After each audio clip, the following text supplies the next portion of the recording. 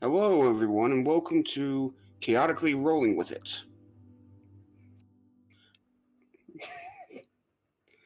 Yes, we're going to be working on the name. Don't worry, people. Don't worry. I'm your host, Ray Sage, and I'm joined here today with. Introduce yourselves, gentlemen. Yeah, just throwing up a finger doesn't work.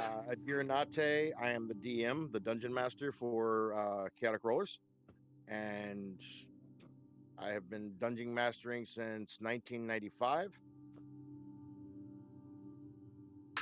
And I am Callan Grimm. I am playing Kelgar the Barbarian in the world of Terrain, and I have been a player for 17 years and been DMing on and off in between that. Now, let's have a good show.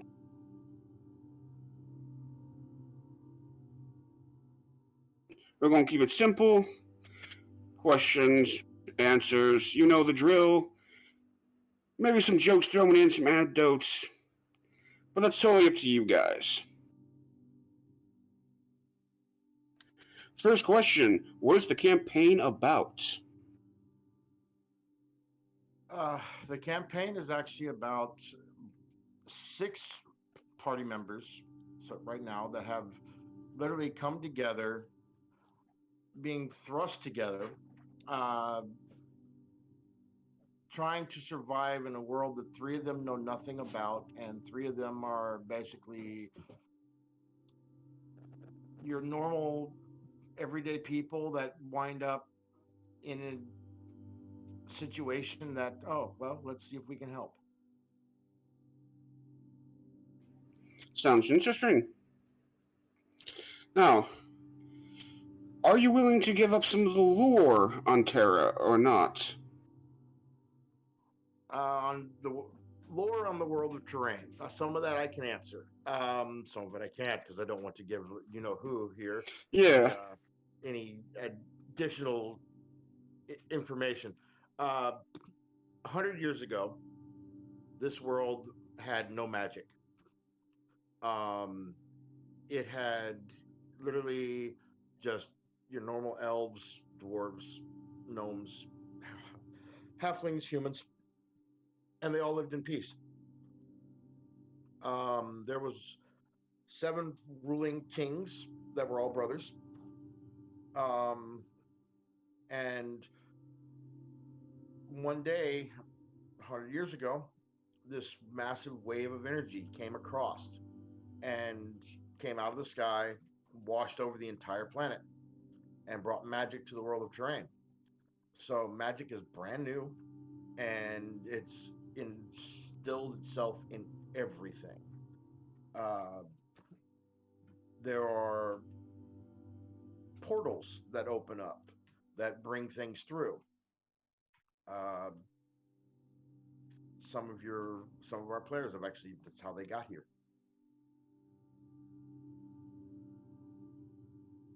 Okay, okay. Now, how many continents are there on Terra? Terrain, sorry. There are seven major continents. And are you willing to give the name of those continents, or are you gonna keep that hush hush? uh, I'll give the name of three of them. The first one is Lathineril, which is where the players are actually right now. There is a continent called the Forsaken, or the Forgotten, excuse me. The Forgotten is the name of the continent. Um, and then there's also the Northern Wastes. Those three continents are possibly going to. Lathineril is going to be one of the main continents. The other two could possibly come up sometime in the game. Makes perfect sense. Very perfect sense. Now, for the ideas for the continents, for the world itself, and everything, where do you come up with those ideas? Where do you get your inspirations from? I actually sat down I was playing, going into a local comic book store, and one of the things that they had was, hey, we're looking for someone to actually run a Dungeons and Dragons game. And I'm like, okay, I've done that before. I can do it again. Um, and so I started talking, sitting down, and literally just popped up terrain. Here's the idea behind it. Here's what's going on, and I literally just sat there and wrote this out. Hmm. So it was mostly just improvised and the just improvisation, and that's how it came to be. Yeah, it was literally just an improv right off the top of my head, right there in the comic book store, going, okay, let me see here. You want our game? Homebrew, boom, here's the world. Let me go ahead and just knock this out. Give me 2 weeks and I'll have something for you. And he's like, okay. And I literally just wrote out this world. Very nice. Now, um, are there any gods in the world? Or is that Yes. more of a you can't give out any information on that just yet? I'm gonna let Kelgar answer that one. The gods, several of them at least, actually have physical avatars on terrain at the very moment, and the party has the chance to meet them, which is a horrible concept for anybody who is a veteran D&D player who remembers what usually happens when multiple godly avatars all exist in the same localized area. Now, I can say I'm not a veteran, so why don't you elaborate on that? Because I'm pretty sure some people watching are also not veterans or listening in. So, why don't you give us some more information on what possibly could happen? Alright, so generally speaking, when multiple gods exist in the same area, usually it's a massive war. So you'll get gods like Tempest who come down to stake their claim on the warriors' souls. Uh, you'll get gods like Nerul or Weejas who are trying to take these massive cataclysms and bring more followers to them because as gods, their power is derived from their followers. Uh, so in a lot of D&D lore, when you start seeing gods walking among men, that's usually a sign that an apocalyptic level event is about to happen. So for terrain to have these gods walking around like nothing, like it's just every day for them, and nothing chaotic is happening aside from the random portals. It throws a lot of characters, especially the ones who come from those other worlds, to terrain for a massive loop because they're panicking, thinking, "Oh shit, the world's about to end. The world's about to end." And my character, being one of those, has a very similar mindset. Understandable. And you're playing barbarian. Are you playing the typical barbarian, or did you give yourself at least a +1 in intelligence? Well, okay, I don't have 6, but I do have a 9 intelligence. Kelgar, I won't say he's the typical barbarian, and my plans for him take him a little bit off the beaten path. Uh, but as it stands, his background, he's actually an acolyte to the god Tempest. And being the god of war, it actually makes sense that barbarian is still the path that he wound down. We just hit level 3, so he took the path of the zealot, which is basically the barbarian paladin. Uh, and his idea behind that is that Tempest is the one granting him his rage, making him a stronger warrior. No, that makes absolutely perfect sense.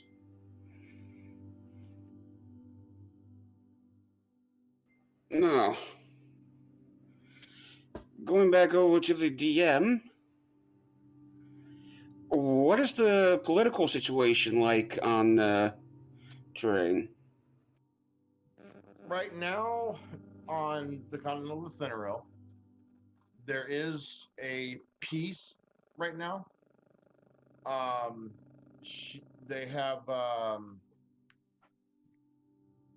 whenever war has broken out on terrain right now, there's one one noble or one faction will start collecting as many magic users as they can, and they will literally just round up magic users and use them as cannon fodder to basically wipe out whoever they're trying to go after. Um, in doing so, right now the main ruling king has his own massive army of wizards and soldiers. Um, and we're going to we've they've gotten an idea. The players have actually seen a little bit of that. They've actually seen some of the idea behind that. Um, our last game session, they actually were able to get the idea of how many magic users there are from the battlements on the castle walls. Um, Politically intrigue right now, I really can't get into too much because the players haven't really had to deal with it yet. Yes, that makes perfect sense then. Now, you also answered the next question was the magical situation. So that's all good. You said earlier that 100 years ago you had different races living in harmony together. Since the wave of magic, is that still the case, or has the racial lines kind of thinned out and changed? Um, there are actually there are some things that have changed. Certain races are more withdrawn now. Uh, it's not the peace and harmony that it once was. Um, Certain races will sit there and basically go to themselves, like the dwarves. Uh, there's a few dwarves that actually still follow the original idea of terrain, peace, harmony, and let's get along with everybody. But there are some clans that have actually withdrawn. There's some elves that have withdrawn into their forests. There's also there's different factions of elves that are not your normal everyday elves that people would associate them with, if that makes sense. Yes and no, because I kind of understand that. I'm pretty sure a lot of listeners and a lot of viewers wouldn't. But you probably don't want to go into explanation for that because that's more of a secret that the players haven't figured out yet. Correct. I don't want to give out too much information because Kelgar's sitting right here, and I don't want to fill his head a little bit. Yeah. Okay. Now the next question. Are you guys using the encumbrance rule and keeping track of exhaustion, food, water, rest, doing all that? I actually do like using some of those rules. Encumbrance, I'm not too fond of using. Um, I like letting the party. I mean, if you're carrying around, like if Kelgar decides that he's going to carry around, five battle axes, three sets of armor, a spider carcass, a you know a great maul, and a dead troll. Yeah, encumbrance is going to start taking effect.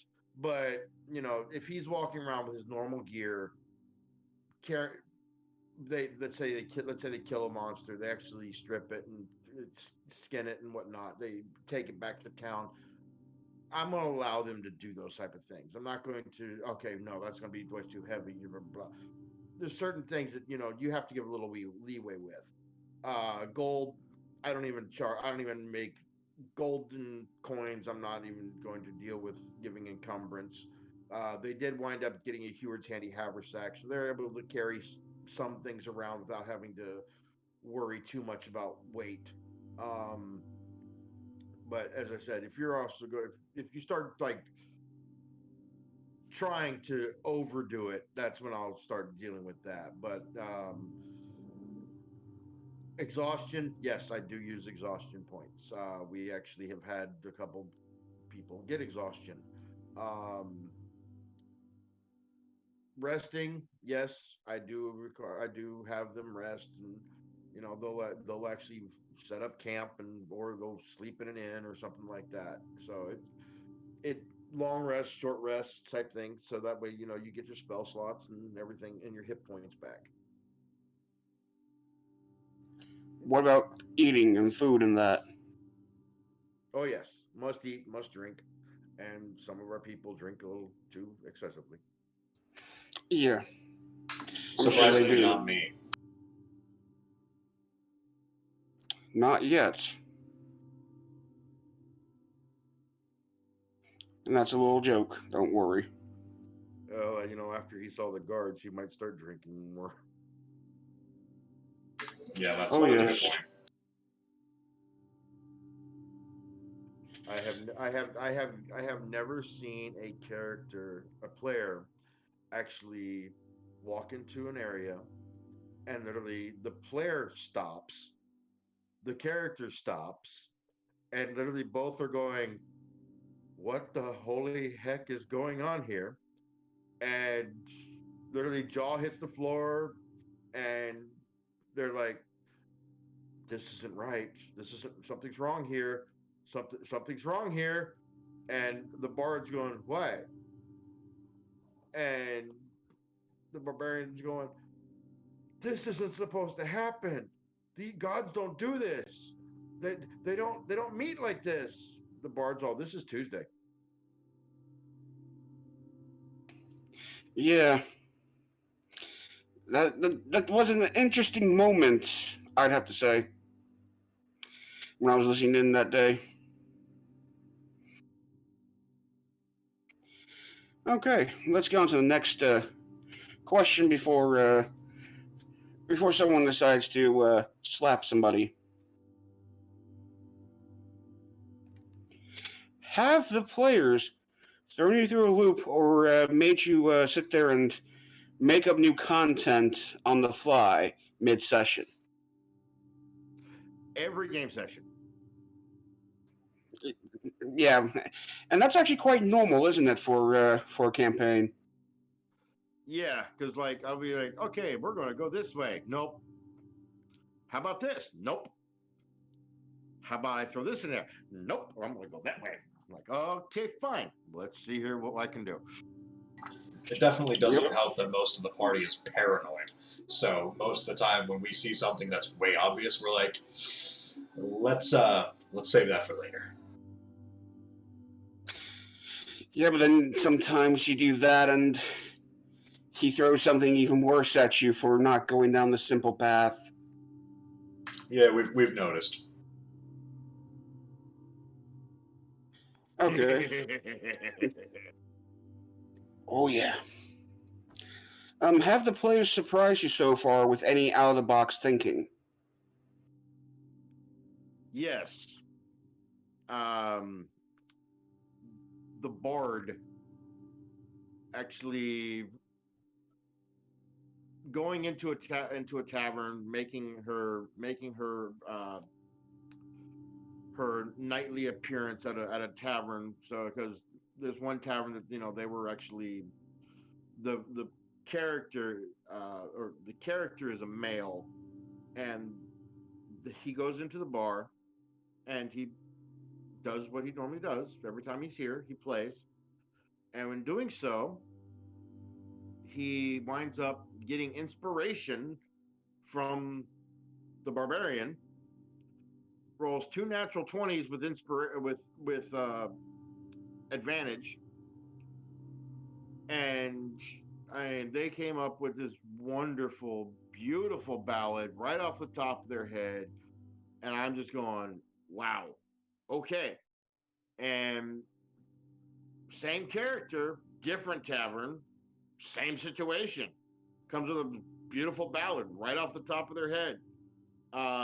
The druid actually had a had come up with an idea of putting a sign up for the bard, and I'm like, okay, that's gonna be interesting. And but he's an Aarakocra, so he's a bird person, so he's not even used to like streets and things like that. He flies everywhere, so he puts a sign up right in the middle of the street, and of course here comes the guards because he's blocking traffic in the capital area, in the uh castle area, and these are like the nobles and the super rich, and the guards like, nope, we're not having this. Yeah, there's been some interesting things that they've made me go, eh, wait, what? Sounds like fun times.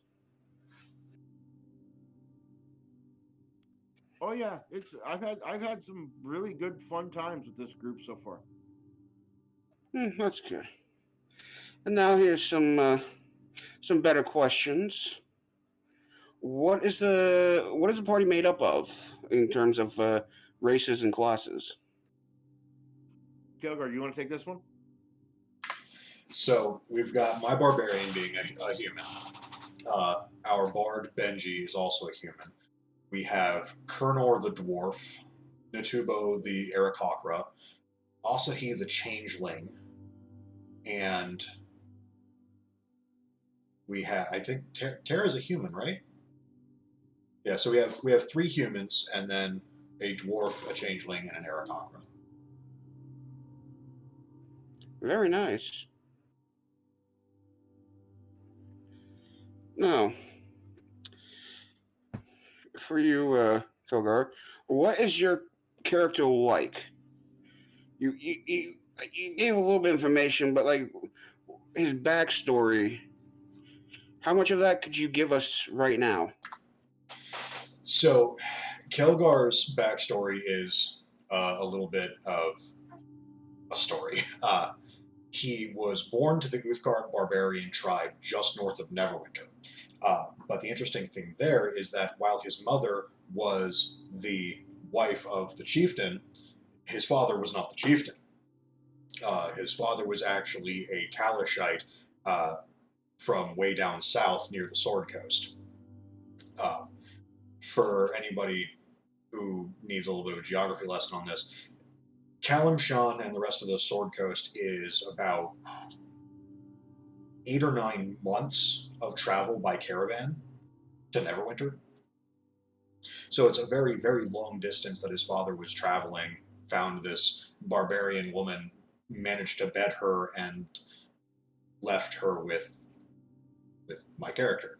Uh, and the only thing that he has from his father is a pendant with his Kalashite name engraved on it. But that is not the name that he goes by today. Uh, because as he was being abused by the clan chieftain until the age of 10, which is adulthood in the eyes of the Uthgardt. From there, he was exiled. He found his way to Neverwinter, was adopted by the priests of Tempest. That's how he became an acolyte.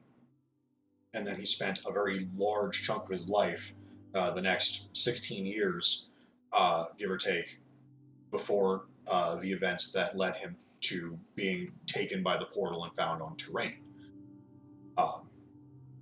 And in that training as an acolyte of Tempest is where he took the name Kelgar for himself. That's kind of led him to be very, very closed off emotionally. He'll be very forward and very, outgoing, but it's all just a way to make people think that's what he's like, because he doesn't want them to see the damage that he's had to him emotionally.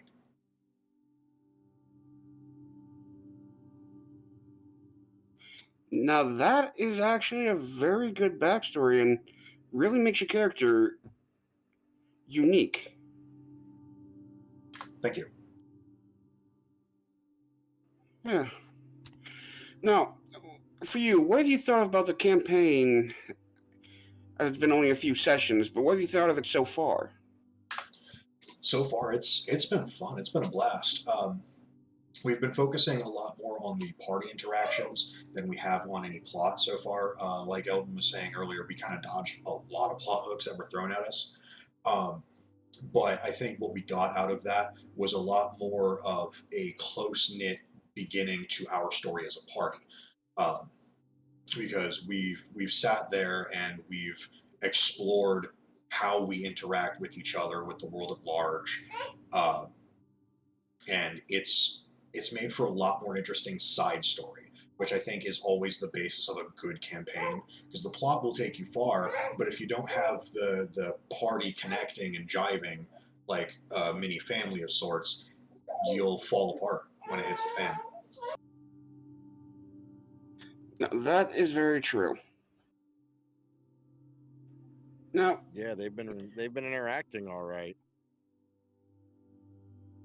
that sounds like a man who has been pushed to the limit so many times by the party that he just will sit there after session and just say, "Oh, thank God it's over."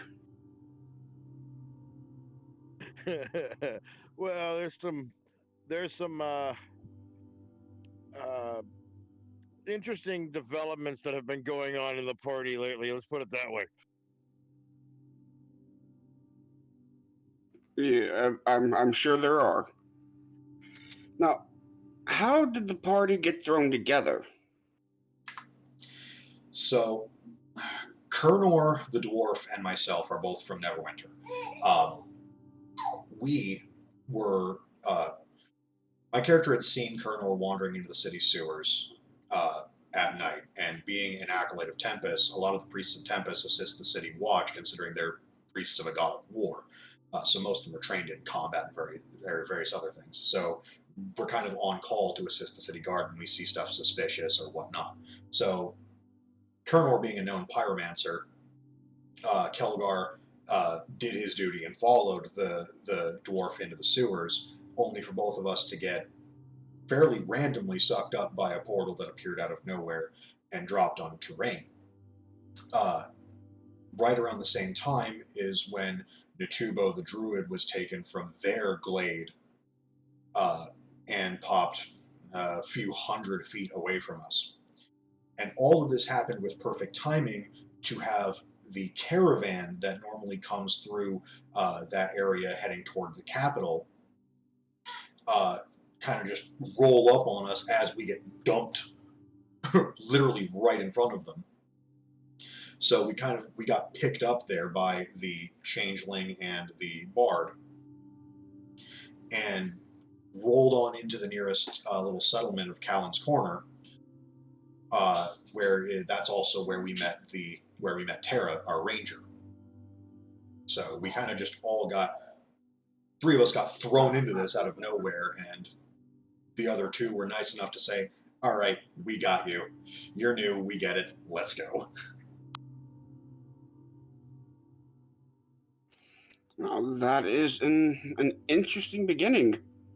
A lot better than the normal you meet up in a tavern bit. Yeah, Elton's very good about not using overused cliches. That's one thing that I've definitely found in the last several weeks is that we haven't run into a lot of cliches at all. It's been fairly unique from every step of the way. That's good. Now, we've gotten a bit of information on what the party's been up to, but how many fights have you guys gotten into, and how many times have you guys actually done something that you did not expect your character to do? Um, let's see. Our very first session involved us hunting down a dire wolf that was agitating a local wolf pack.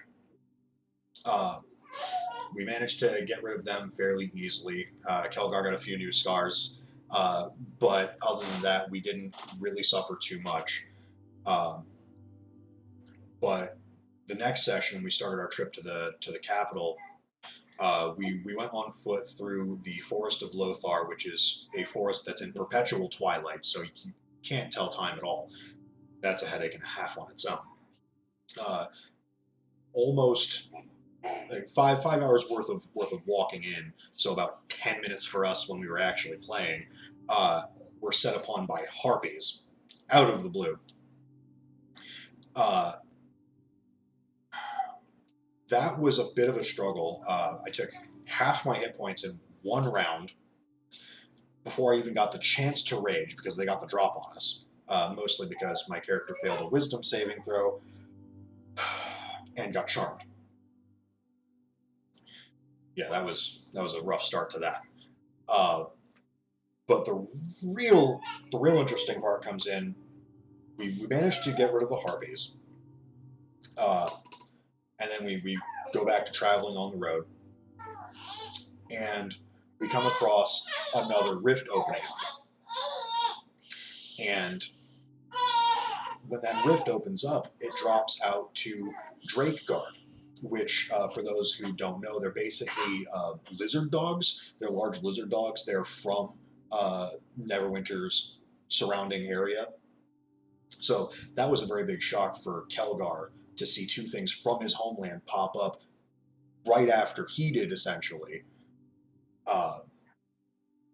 And that one got a little rough because our druid decided to be very courageous, very bold, and runs right up to the Drake Guard and starts trying to poison one. Well, they don't like that very much, and they try to eat him. And within 2 rounds, the druid is taking death saving throws. So our party's now surrounding Natubo to protect him. My character literally standing above his unconscious body with my hammer drawn, just smacking this Drake Guard for all that he's worth. It was hectic. No one else managed to go down, so we at least prevented anybody from dying. That would have been a very unfortunate thing to have our druid die literally session 2. Oh yes, that would have been a bad thing. But after that, we made camp. We rested up. We got our strength back, and then the morning after we get out of the forest, we can finally see the sunlight again. We're set upon by a phase spider, which, for those of you who don't know, is a spider that is capable of phasing in and out of the ethereal plane. It poofs out of existence, and then it will just poof back in and start mauling you again.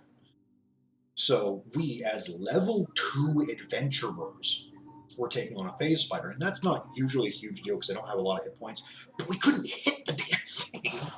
We kept whiffing our attack rolls. We were holding our actions, waiting for it to pop up at one of us, and we just kept whiffing, and that's with some of us getting advantage. So it was way more annoying than it should have been. But we did get a really fancy spider carcass out of it, and some fancy new armor for the bard. That's good. Kind of mean of the DM to pull that one out, but In I his think you guys defense, probably needed it. in his defense, a single phase spider for 6 party level 2 is supposed to be a fair challenge. It's just we whiffed way more than we should have. It was just bad luck at that point. Oh yes, definitely was. Now, here's one. Does your character have a crush or in a relationship with another player character? Well, the last 2 sessions, we have literally ended it on a fade to black moment because Kelgar had started flirting with Benji the Bard, and that's kind of how that whole nat 20 with 2 nat 20s with advantage situation came about. Kelgar was just kind of being the Brony Masil barbarian, assisting out the barkeep with being a barback, and Benji writes a ballad out of nowhere, literally about Kelgar. And small spoiler alert for next session, depending on how a certain conversation goes, Benji and Kelgar might be more than just bed partners soon enough. Ooh, spicy. I can't wait to hear this. Oh, yeah. That's going to be an interesting session. Oh, very interesting. Now I'm waiting to hear how this is going to go. Yeah. Yeah. Now, the has the party gotten attention from any high-ranking individuals? High-ranking individuals, as in how? Royalty, high-ranking nobles, dukes, duchesses, people who can just look at someone and say you're going into the dungeon because I don't like the way you're looking at me, type of high individual. Those type of individuals, no. Um, they have drawn the attention of a couple of individuals, I should say. Um, we did have a guest come in last game session. Um, well, this guest is actually under the employee of a local, and while they were traveling with them, the employer kept track, um, and has offered them a position of some sort. We'll find out next game session how that's going to go. Hmm, very interesting. Now, going down to the final question for both of you. What has been your favorite part so far? Let's start with DM. I think my favorite part so far is actually the interaction, just straight up interaction the party has with each other. It seems like this is one of those groups that I'm going to have fun running the game for, because they actually try to get along. They try to actually do things together. Have they split up the party? Yes, they have. But at the same time, they come back together. They go do what they got to do, and they try to involve everybody into the actual game session. Now, the druid, excuse me, surprised me because he's starting to come more out of his shell. He actually came up with the idea of making a sign for the bard, which actually that surprised me because it's like, oh, this is actually a good idea, but let's see how you pull it off because you're not used to doing stuff like this. And it made a whole spiraling interaction with town guard, the tavern keeper, the bard themselves, the barbarian. I mean, everybody was involved, and it's like, what the heck just happened?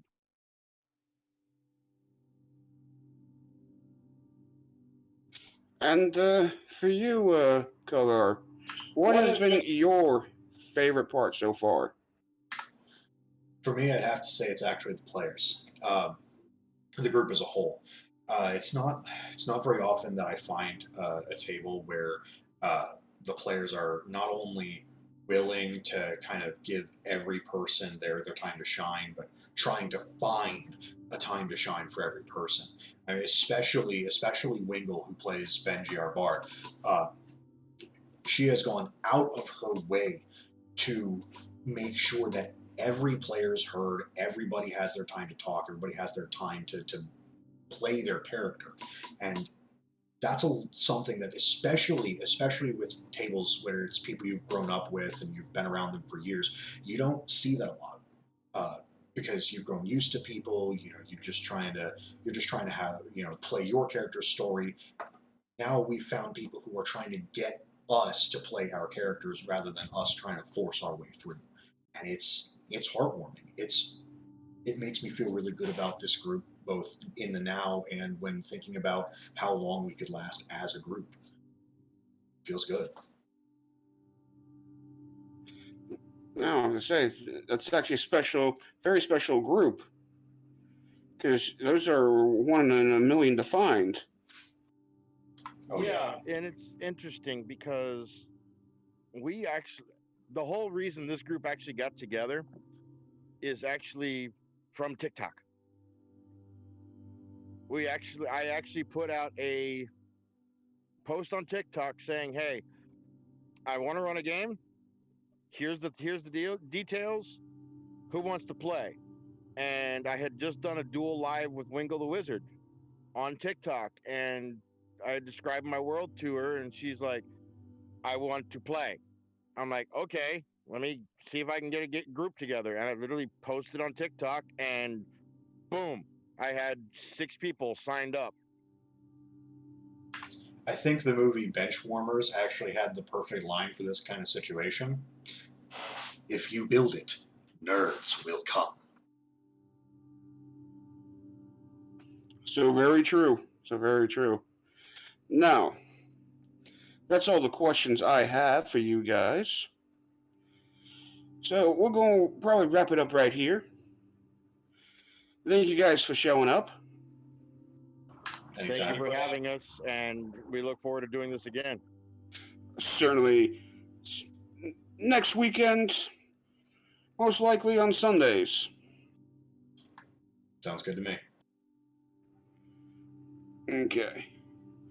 Now, you guys have a good Sunday. Go on and roll some dice. And keep them out of dice jail. Let's hope.